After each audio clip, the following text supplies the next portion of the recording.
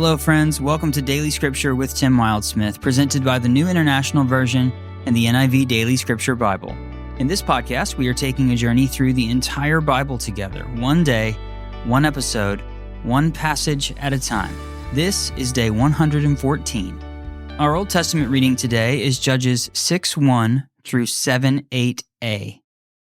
The Israelites did evil in the eyes of the Lord, and for 7 years he gave them into the hands of the Midianites. Because the power of Midian was so oppressive, the Israelites prepared shelters for themselves in mountain clefts, caves, and strongholds. Whenever the Israelites planted their crops, the Midianites, Amalekites, and other eastern peoples invaded the country. They camped on the land and ruined the crops all the way to Gaza and did not spare a living thing for Israel, neither sheep, nor cattle, nor donkeys. They came up with their livestock and their tents like swarms of locusts. It was impossible to count them or their camels. They invaded the land to ravage it. Midian so impoverished the Israelites that they cried out to the Lord for help. When the Israelites cried out to the Lord because of Midian, he sent them a prophet who said, "This is what the Lord, the God of Israel, says. I brought you up out of Egypt, out of the land of slavery. I rescued you from the hand of the Egyptians, and I delivered you from the hand of all your oppressors. I drove them out before you and gave you their land. I said to you, I am the Lord your God. Do not worship the gods of the Amorites in whose land you live. But you have not listened to me." The angel of the Lord came and sat down under the oak in Ophrah that belonged to Joash the Abiezrite, where his son Gideon was threshing wheat in a winepress to keep it from the Midianites. When the angel of the Lord appeared to Gideon, he said, "The Lord is with you, mighty warrior." "Pardon me, my lord," Gideon replied, "but if the Lord is with us, why has all this happened to us? Where are all his wonders that our ancestors told us about when they said, 'Did not the Lord bring us up out of Egypt?' But now the Lord has abandoned us and given us into the hand of Midian." The Lord turned to him and said, "Go in the strength you have and save Israel out of Midian's hand. Am I not sending you?" "Pardon me, my lord," Gideon replied, "but how can I save Israel? My clan is the weakest in Manasseh, and I am the least in my family." The Lord answered, "I will be with you, and you will strike down all the Midianites, leaving none alive." Gideon replied, "If now I have found favor in your eyes, give me a sign that it is really you talking to me. Please do not go away until I come back and bring my offering and set it before you." And the Lord said, "I will wait until you return." Gideon went inside, prepared a young goat, and from an ephah of flour he made bread without yeast. Putting the meat in a basket and its broth in a pot, he brought them out and offered them to him under the oak. The angel of God said to him, "Take the meat and the unleavened bread, place them on this rock, and pour out the broth." And Gideon did so. Then the angel of the Lord touched the meat and the unleavened bread with the tip of the staff that was in his hand. Fire flared from the rock, consuming the meat and the bread, and the angel of the Lord disappeared. When Gideon realized that it was the angel of the Lord, he exclaimed, "Alas, sovereign Lord, I have seen the angel of the Lord face to face."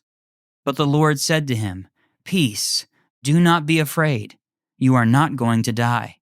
So Gideon built an altar to the Lord there and called it, "The Lord is Peace." To this day it stands in Ophrah of the Abiezrites. That same night the Lord said to him, "Take the second bull from your father's herd, the one 7 years old. Tear down your father's altar to Baal and cut down the Asherah pole beside it. Then build a proper kind of altar to the Lord your God on the top of this height. Using the wood of the Asherah pole that you cut down, offer the second bull as a burnt offering." So Gideon took 10 of his servants and did as the Lord told him. But because he was afraid of his family and the townspeople, he did it at night rather than in the daytime. In the morning, when the people of the town got up, there was Baal's altar, demolished, with the Asherah pole beside it cut down, and the second bull sacrificed on the newly built altar. They asked each other, "Who did this?" When they carefully investigated, they were told, "Gideon, son of Joash, did it." The people of the town demanded of Joash, "Bring out your son. He must die, because he has broken down Baal's altar and cut down the Asherah pole beside it." But Joash replied to the hostile crowd around him, "Are you going to plead Baal's cause? Are you trying to save him? Whoever fights for him shall be put to death by morning. If Baal really is a god, he can defend himself when someone breaks down his altar." So because Gideon broke down Baal's altar, they gave him the name Jerubbaal that day, saying, "Let Baal contend with him." Now all the Midianites, Amalekites, and other eastern peoples joined forces and crossed over the Jordan and camped in the valley of Jezreel. Then the Spirit of the Lord came on Gideon, and he blew a trumpet, summoning the Abiezrites to follow him. He sent messengers throughout Manasseh, calling them to arms, and also into Asher, Zebulun, and Naphtali, so that they too went up to meet them. Gideon said to God, "If you will save Israel by my hand as you have promised, look, I will place a wool fleece on the threshing floor. If there is dew only on the fleece, and all the ground is dry, then I will know that you will save Israel by my hand, as you said."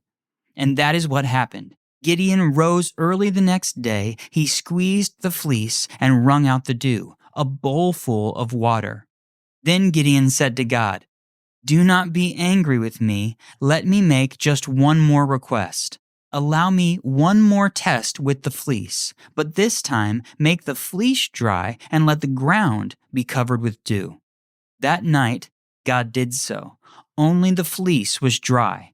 All the ground was covered with dew. Chapter 7. Early in the morning, Jerubbaal, that is Gideon, and all his men camped at the spring of Harod. The camp of Midian was north of them in the valley near the hill of Moreh. The Lord said to Gideon, "You have too many men. I cannot deliver Midian into their hands, or Israel would boast against me, 'My own strength has saved me.' Now announce to the army, anyone who trembles with fear may turn back and leave Mount Gilead." So 22,000 men left, while 10,000 remained. But the Lord said to Gideon, "There are still too many men. Take them down to the water, and I will thin them out for you there. If I say, 'This one shall go with you,' he shall go. But if I say, 'This one shall not go with you,' he shall not go." So Gideon took the men down to the water. There the Lord told him, "Separate those who lap the water with their tongues as a dog laps from those who kneel down to drink." 300 of them drank from cupped hands, lapping like dogs. All the rest got down on their knees to drink.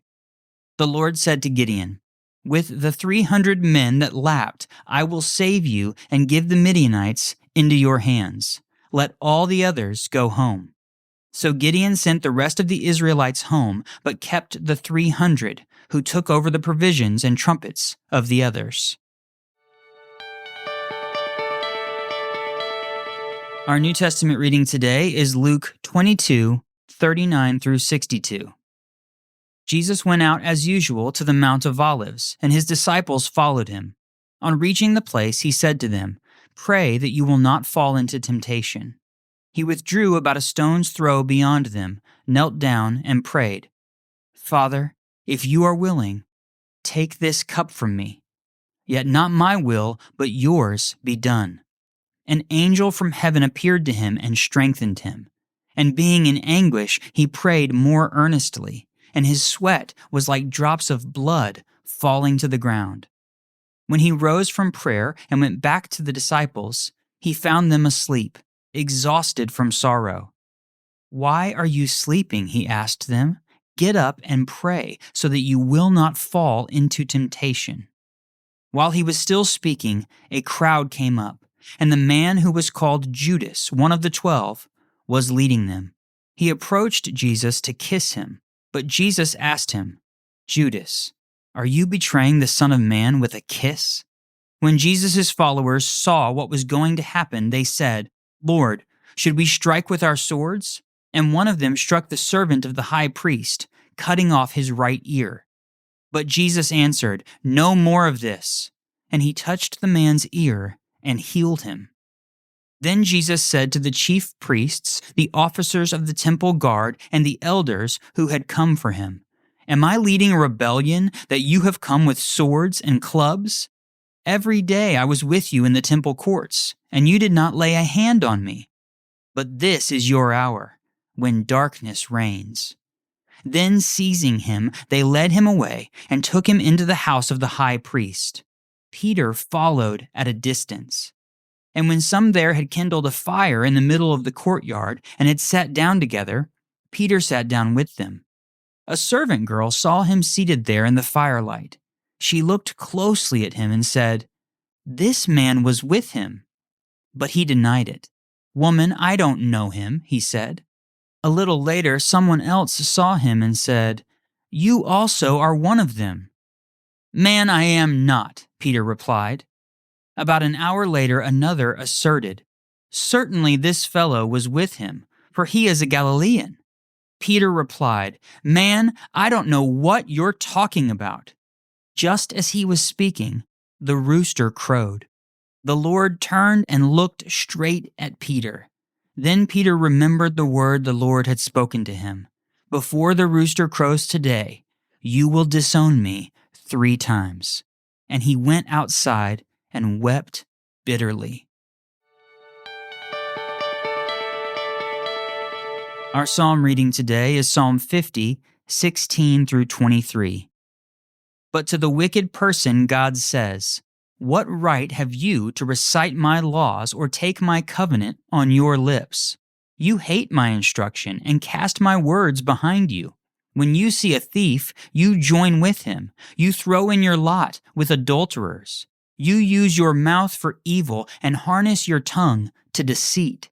You sit and testify against your brother and slander your own mother's son.